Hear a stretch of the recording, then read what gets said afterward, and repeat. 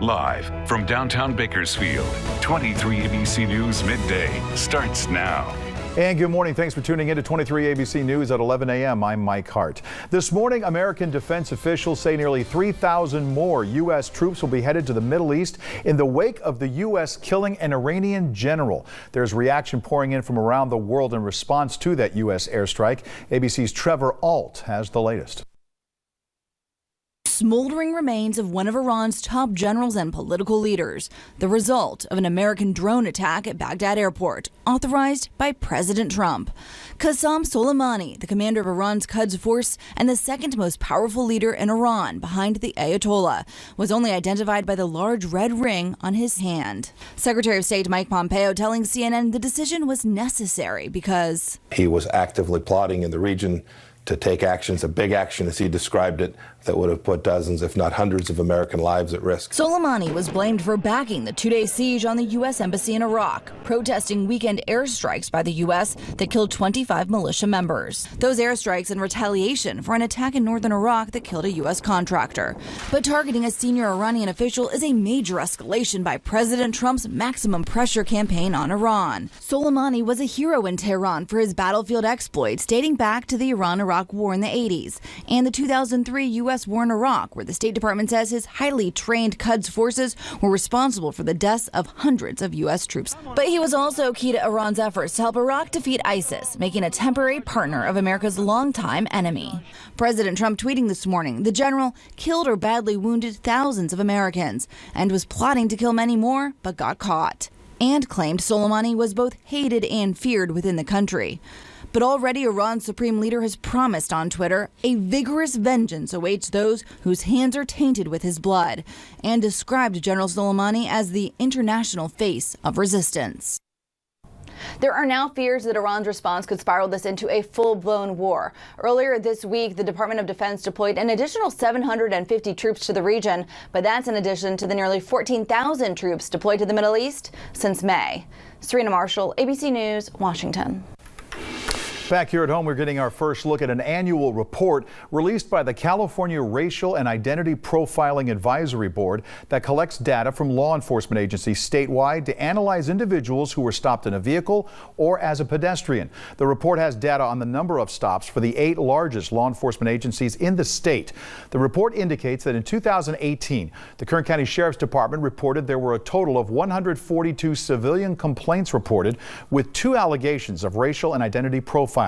Bakersfield Police Department reported a total of 49 complaints with no allegations of profiling in 2018. Now, by 2023, all law enforcement agencies in the state will have to report stop data, and in Kern County, local law enforcement agencies will start collecting that in 2021. In other news, the murder retrial of Leslie Chance has resumed this morning following the Christmas break. Chance, a former elementary school principal, on trial for the 2013 murder of her husband, Todd Chance. She's facing a charge of first-degree murder. You can follow our courtroom coverage on Twitter. We're live tweeting right now at 23 ABC News. And pictures are circulating online of this, showing vandalism of the Cesar Chavez mural in downtown Bakersfield. City Councilman Andre Gonzalez telling 23 ABC that the mural has a protective coating over it, and organizers of the project has ordered a solvent that's needed to try and clean off the graffiti. Now, if it doesn't work, they're talking about bringing in an artist to try and fix it, since the original creator lives in Argentina. All right, let's take a break. Check in with 23 ABC Chief Meteorologist Delano Rusk for a first look at your forecast at 11 a.m. How's it looking? Pretty nice out there. We had some clouds overnight that inhibited widespread fog development, but there was some fog that formed in Tehachapi overnight, and there was some in the North County near McFarland. Now, as we're clearing out, you see we're pushing those clouds out to 50s for much of the county now, and then some 60s here in the heart of the valley later today. Tomorrow, another slight chance of fog, but those mid-60s are sticking around with haze on the horizon for the afternoons. Then a fresh breeze comes Sunday to cool us back down, improve that air quality. I have more on that in your full forecast, but I wanted to show you it'll be in the 50s tonight. If you want to head out to the last 2 nights for holiday lights at Calm, and then heading into tomorrow morning, there is a chance of rural fog for the 31st annual fog run out there at Lake Ming. That's pretty great. 40s to start the race at 8 a.m., 50s as you're kind of wrapping up by 10 a.m. And then Willie's coming to town tomorrow night. A lot of people excited about this one at Mechanics Bank Arena. Take your coats. It'll be 51 as he takes the stage outside, so it's 40s as you're heading back to your car that evening. Now, we don't usually show you you traffic here at 11 a.m., but we have a lot to cover. We're just getting an update from Caltrans on some major reopenings and some upcoming closures for our construction. Here in the heart of town, you know that California Avenue, that off-ramp from the northbound 99, has been closed for several weeks. It reopens tonight, along with that ramp from Buck Owens onto the northbound 99. That reopens as well. But some big closures coming our way. Caltrans says they're going to be closing the Golden State Avenue on-ramp to northbound 99, and that'll be closed until approximately March 23rd. That's 80 days that they say this major connector out of downtown to connect you to the northbound 99 will be closed. So I wanted to zoom you out. My producer Eric and I were talking about some possible detours for this. You could head up north through Oildale, go to the airport, get northbound 99 from there, or you could deal with all the downtown traffic, reconnect at Rosedale Highway or Buck Owens, go northbound 99 from there. We will continue to track this upcoming closure coming up throughout the rest of the day on turn23.com.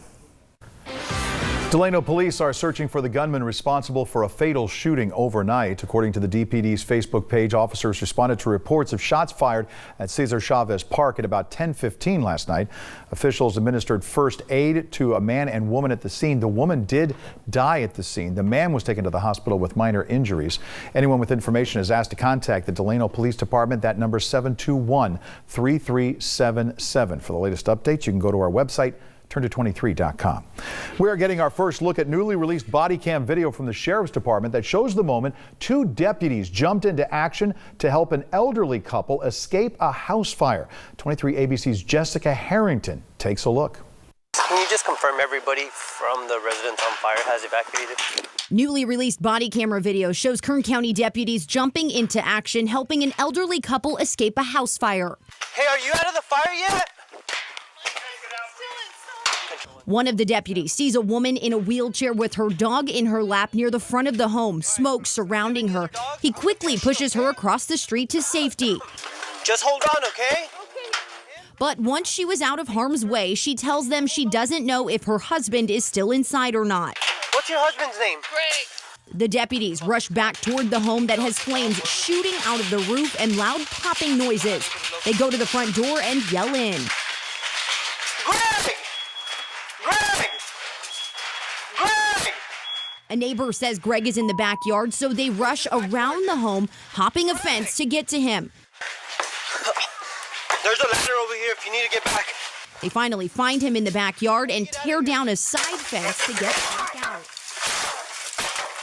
They do one final check of the backyard before letting emergency crews know that everyone is out. The house on fire has been completely evacuated. Last month, we caught up with Deputy Kenneth Moeller and Diego Gonzalez, the two deputies who jumped into action.